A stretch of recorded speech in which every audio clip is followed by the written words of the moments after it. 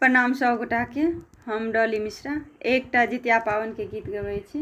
कृपया अपन आशीर्वाद प्रदान करब। जितिया पावन बड़ा भारी गे बहिना, जितिया पावन बड़ा भारी, मिथिला के विध बड़ा भारी गे बहिना, मिथिला के विधि बड़ भारी, जितिया के करू तैयारी गे बहिना, जितिया के करू तैयारी।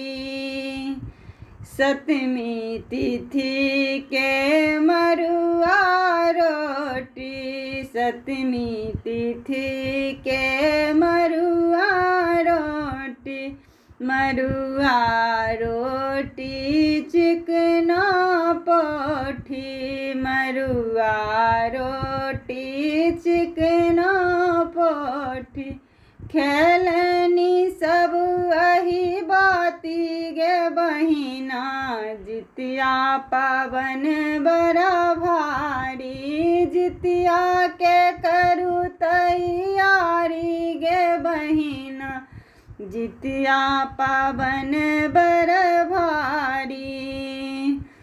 अष्टमी तिथि सब रहु निराहारी, अष्टमी तिथि सब रहु निराहारी, पहिर लिया नव नव का सारी, पहिर लिया सब नव का सारी। पूजन के करू तैयारी गे बहिना, पूजन के करू तैयारी गे बहिना, जितिया पावन बड़ भारी, जितिया पावन बड़ भारी गे बहिना।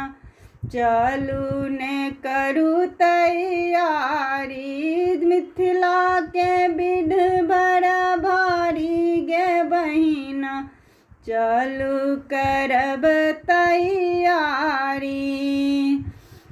नुनिया साग झिगुनी तरकारी, नुनिया साग झिगुनी तरकारी, मरुआ के रोटी परोसल थारी, मरुआ के रोटी परोसल थारी।